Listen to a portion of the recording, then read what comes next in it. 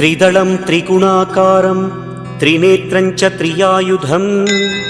त्रिजन्म पापसंहारं एकबिल्वं शिवार्पणम् त्रिशाखैः बिल्वपत्रैश्च अच्छिद्रैः कोमलैः शुभैः तव पूजां करिष्यामि एकबिल्वं शिवार्पणम् कोटिकन्या महादानं तिलपर्वतकोटयः काञ्चनं शैलदानेन